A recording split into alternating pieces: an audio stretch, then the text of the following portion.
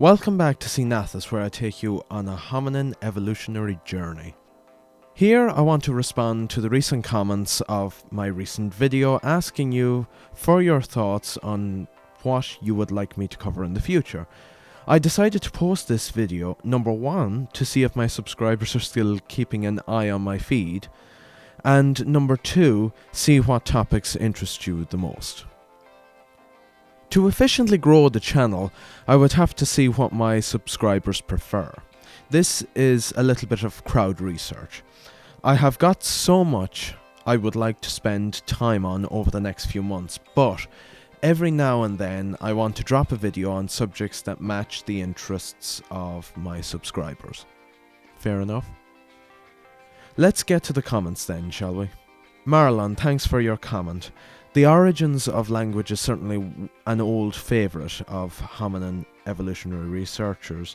It is going to be a difficult topic though for me to do a video on, but it's certainly going to have to be a video I will do in the future. As you can imagine, I'm more than a little rusty with where we are on this debate, so I need to catch up on some reading. Once my knowledge of this topic is to an acceptable level, then I can start recording a video and that can begin.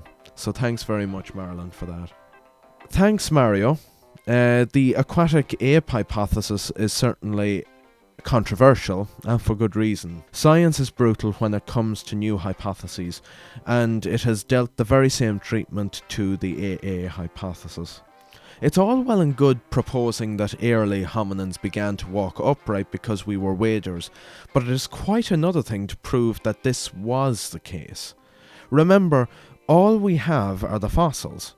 Imagine you are in a room and you have every hominin fossil imaginable from 6 million years ago to about maybe 3 million years ago. Imagine now I stood beside you and I said, right, you have proposed that we were aquatic apes. Here are the fossils you need. Show me the evidence. You couldn't. It's virtually impossible. Even if you asked to return to the discovery locations of all of these hominin fossils, you would struggle to even comprehend where to start in order to prove such a hypothesis.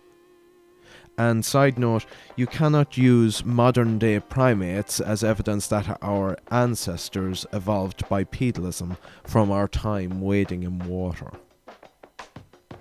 The other thing that you mentioned was fire and our association with it over the past few million years. Fire and our association with it is an incredibly interesting topic, and there is much we have yet to learn. There is much I have to learn myself even. But let's play around with an idea here for a second. If we take the recent papers at face value, and they are indeed correct, and the procurement of fire is very energetically costly, why would hominins, particularly those in the late Pleistocene, rely on it? It may be because the cost of not having the fire is far too great compared to the cost of actually creating the fire. So, a paper, if generally accepted as sound research, is only a very focused part of a particular topic, and you may forget about the bigger picture. Let's fill in some details here. You will be very happy with the benefits Homo neanderthalensis gained from having fire, given the harsh conditions that they lived in. It may not be so easy to see these benefits for our early ancestors, Homo sapiens in Africa. Okay? Well, think about it, like, all carnivores have a primal fear of fire. So if we as hominins have conquered that fear, then we gain significantly more than we lose by not having it. So yes, there is an energetic cost in the creation of fire. But maybe it's a cost worth making given the cost of not having it.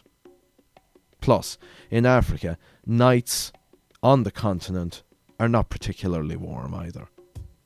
So in summary, I'd like to expand on what I've just said regarding the AA hypothesis and of course the value of fire and the evidence of fire that is currently in the literature. On to the next comment. Okay, so the size of the teeth and the digits of the Denisova hominin is nothing out of the ordinary. It's something that can be chalked down to morphological variation within a group. But I suppose this gives me an opportunity to talk a little bit about Denisova. We are quick to celebrate the archaeogenetics of these hominins, but it doesn't really mean much when we don't have a complete skeleton. We've learned so much, from the DNA that's been extracted, and that's all well and good, but it's only part of the picture.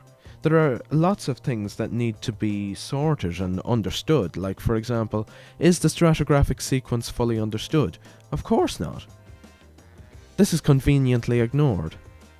The dating of the sediments is not good enough either. And finally, what species are these hominins?